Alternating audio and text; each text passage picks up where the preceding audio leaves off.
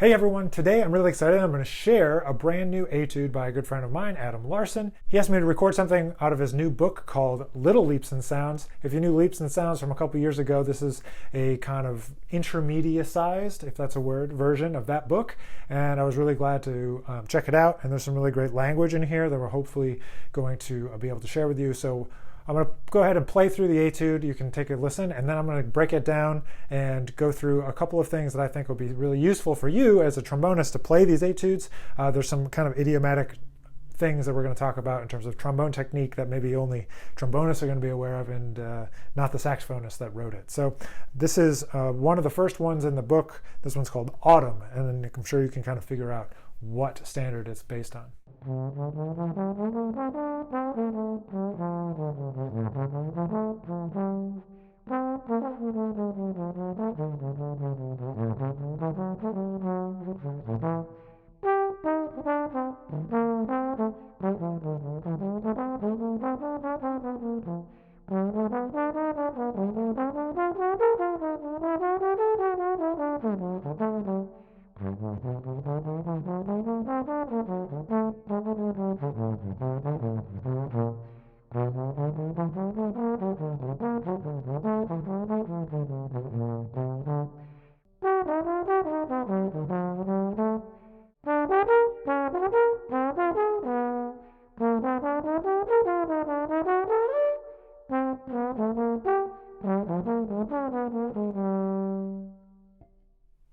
All right, so now that you've heard the etude, played it all the way through, so I want to give you a couple of hints of things that might make it easier for you while you're practicing this. We're going to go from the beginning, and I'll just kind of break it down as we go. So, beginning.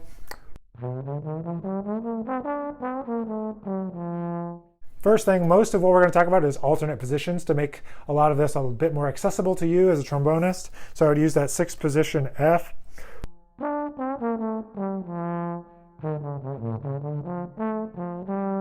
Right?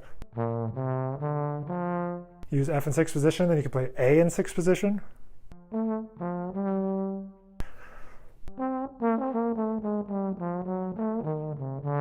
Ooh, that's tricky. You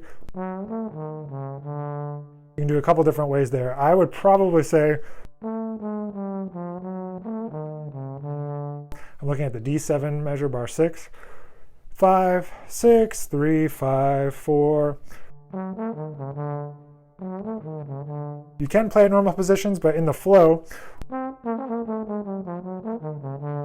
it's going to be a little bit easier, I think, if you go ahead and use the alternates there. And then from there,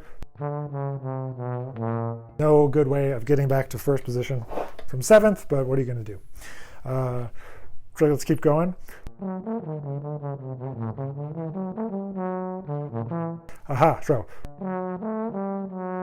use that sixth position A, and that'll get you through that.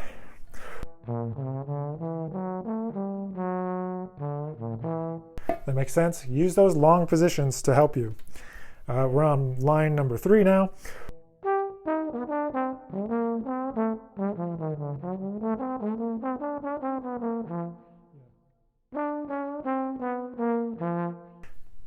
Check out those alternates. 4, 5, 3, 4, 5, 6. All right, and I know it might seem awkward at first, but when you go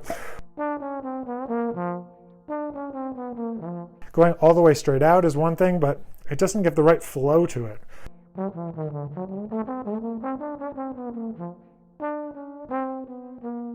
Right, it just gets ba-ba-da-ba-dee-bop. It just flows a little bit better if you use those alternates. One of my favorite sounds to use also is a major triad with a flat 6 on it. He's got it 2 times in a row here.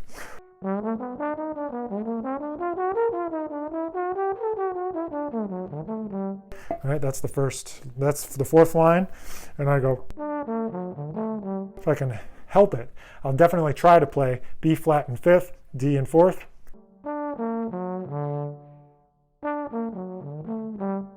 Right?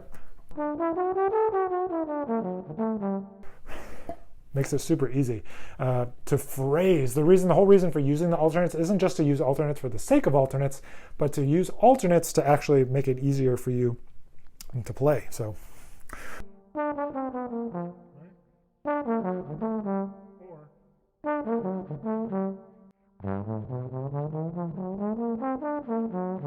On D7, that G flat in fifth again with the B flat.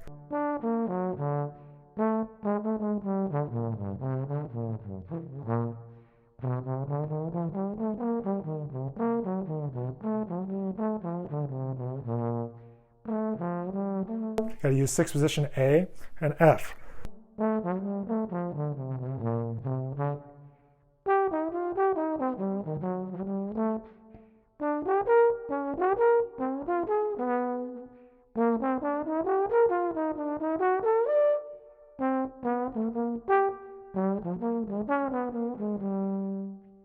I think that it really makes sense how he has it laid out here. There's a couple fun shapes, like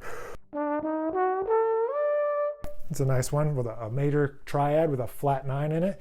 It's a good sound. So there's a lot of good vocabulary in here that you can grab. So once you've kind of sorted out how you're going to play with alternate positions, which is super important as a trombonist, the next thing to do is to really figure out what you're going to do in terms of making the flow, making it feel good, right? Make the most out of these accents.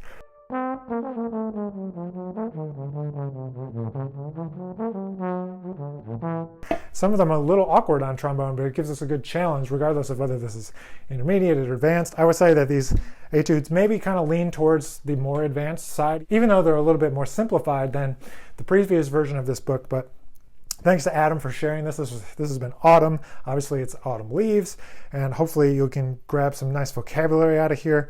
But especially, I think the good challenge to work on here is to figure out the best way to use alternate positions to improve the flow of the lines, because you want to be able to improvise using those so that your lines flow nicely when you're playing and not just reading an etude. So I hope that makes sense. I hope this video has been helpful. Enjoy the etudes. Once again, Little Leaps in Sound from Adam Larson, and go check it out. So have a great one. We'll see you in the next video.